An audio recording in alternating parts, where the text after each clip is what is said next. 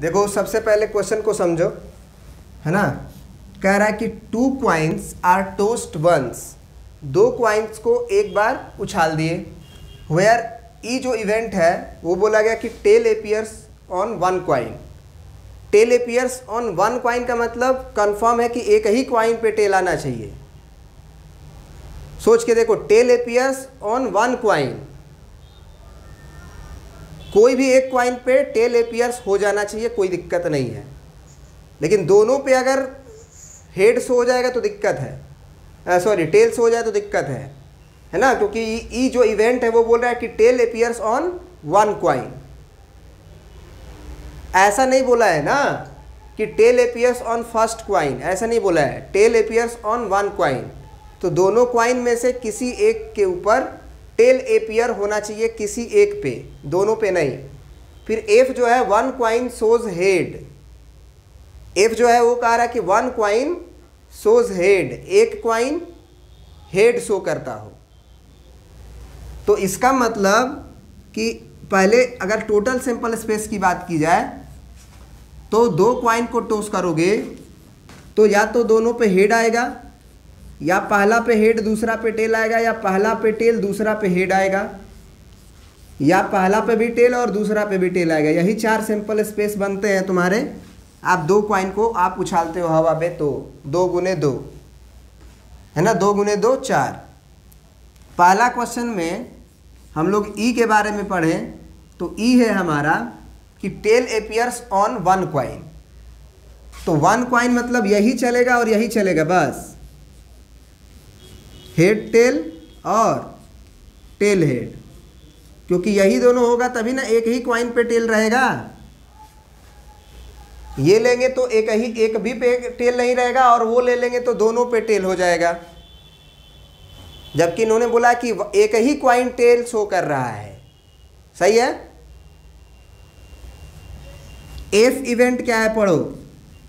F कह रहा है कि 1 कॉइन शोज हेड, फिर वही कहानी, एक कॉइन हेड शो करे, एक कॉइन, ये नहीं चलेगा क्योंकि ये दोनों कॉइन हेड शो कर रहा है।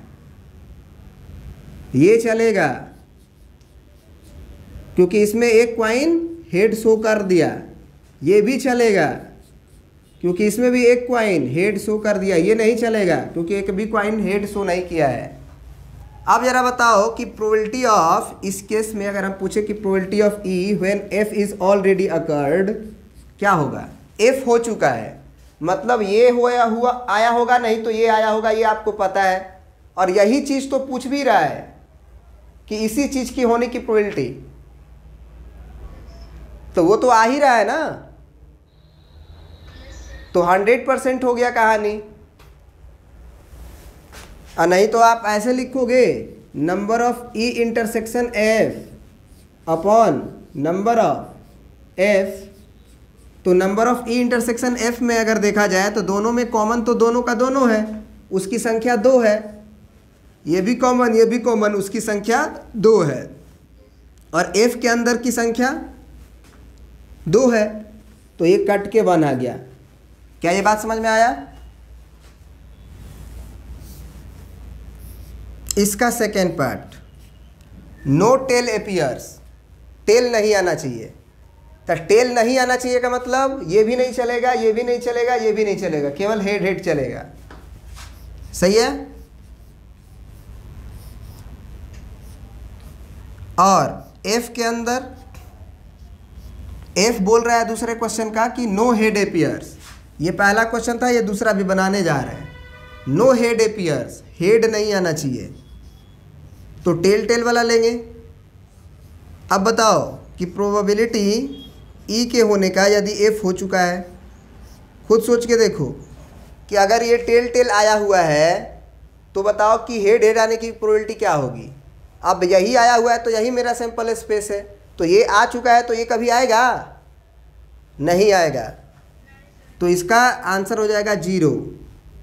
कॉमन वाला भी फार्मूला से भी देखोगे तो number of E intersection F upon N F देखोगे अगर, तो आप क्या लिखोगे, आप लिखोगे ऊपर 0 क्योंकि इनमें कॉमन है ही नहीं, और नीचे 1 क्योंकि इसके अंदर का एलिमेंट 1 ठो है, तो आंसर 0 ऐसे भी आता है।